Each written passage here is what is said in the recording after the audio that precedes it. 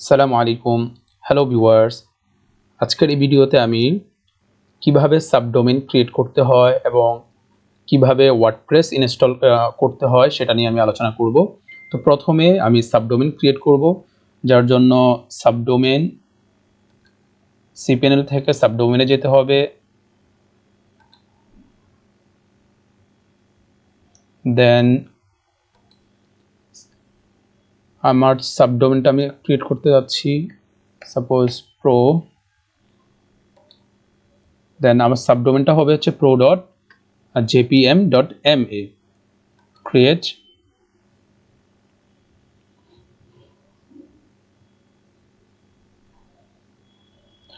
তো ভিউয়ার্স, আমি দেখতে পাচ্ছি যে আমাদের সাবডোমেইনটি সাকসেসফুলি ক্রিয়েট করা হয়েছে।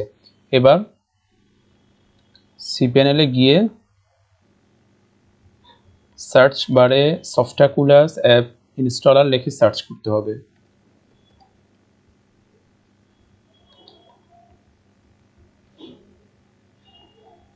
এখান থেকে ওয়ার্ডপ্রেস ইনস্টল। তো ভিউয়ার্স, এখান থেকে আমরা যে সাবডোমেইন বা যে ডোমেইনে ওয়ার্ডপ্রেস ইনস্টল করতে যাচ্ছি সেটা এখান থেকে সিলেক্ট করতে হবে। দেন এখানে হচ্ছে আমাদের ওয়ার্ডপ্রেস, অর্থাৎ আমাদের সাইটের ওয়ার্ডপ্রেসের ড্যাশবোর্ডে যেই অ্যাক্সেস অর্থাৎ ইউজার নেম এবং পাসওয়ার্ড এখান থেকে সেট করতে হবে সেটা। সাপোজ আমি এখানে রাখতে যাচ্ছি যে আমার ইউজার নেম হবে হচ্ছে অ্যাডমিন অ্যান্ড পাসওয়ার্ড হবে অ্যাডমিন।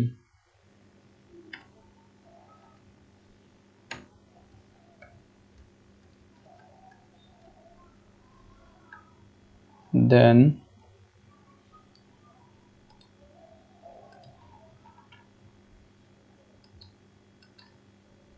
ইনস্টল।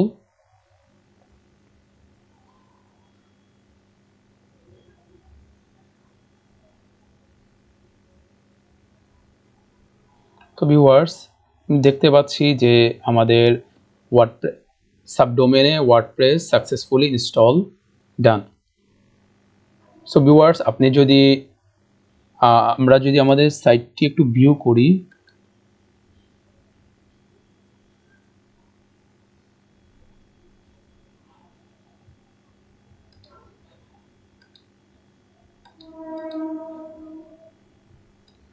আমরা এখানে যে ইস্যুটা দেখতে পাচ্ছি এটা হচ্ছে এসএসএল এর কারণে মূলত।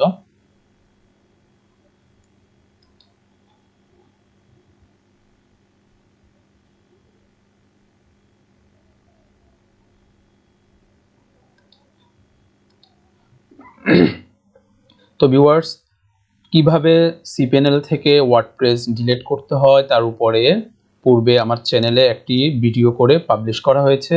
ভিডিও লিঙ্ক ডেসক্রিপশন বক্সে দেওয়া থাকবে।